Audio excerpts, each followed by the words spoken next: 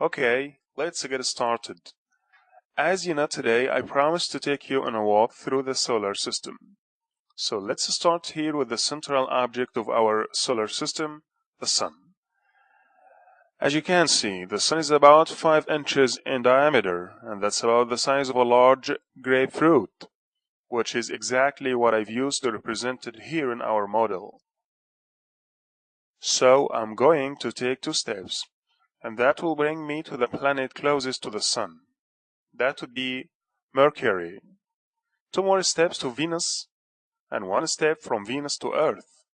Let's continue walking 3 steps from Earth to Mars, and that's as far as I can go here in the classroom, but we can visualize the rest of the journey. Don't bother writing this down, just stay with me on this. So, to go from Mars to Jupiter, we'd have to walk a little over half the length of a football field.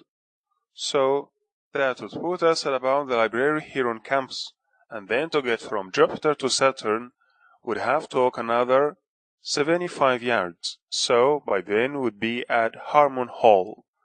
From Saturn to Uranus, we'd have to walk again as far as we'd gone in our journey from the Sun to Saturn, and so we would probably be at the Student Union. From Uranus to Neptune, we've had to walk the same distance again, which would take us all the way to the graduate dormitory towers. From Neptune to Pluto, another 125 yards. So, we would end up about 1/3 of a mile from this classroom at the entrance to the campus. Okay, that's interesting. But now I want you to think about the orbits of the planets in those locations. Clearly, the first 4 planets could orbit fairly comfortably in this room.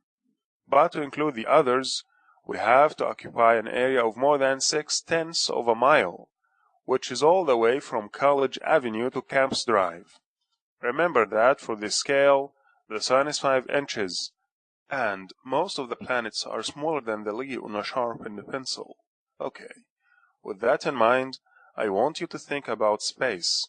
Sure, there are some moons around a few planets, and a scattering of asteroids and comets, but really there isn't a lot out there in such a vast area. It is pretty empty, and that's what I really want to demonstrate with this exercise. Now, it would really be even more impressive if you could actually make that walk, and actually you can if you visit Washington, D.C., where a scale model is set up on the National Mall, starting at the National Air and Space Museum, and ending up at the Arts and Industries Museum. I did that a couple of years ago, and it was, well, amazing. Even though I knew the distances intellectually, there's nothing like the experience. Has anybody else done that walk? I have, and you are right. It is an eye-opener. It took me about 20 minutes to go from the Sun to Pluto because I stopped to read the information at each planet. But when I made the return trip, it was about 10 minutes. Did you take pictures? I didn't, but I don't think it would have captured it anyway.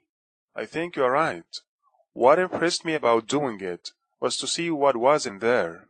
I mean, how much space was between the bodies in the solar system, and a photograph wouldn't have shown that. So, back to our model, here is another thought for you. The scale for our model is 1 to 10 billion.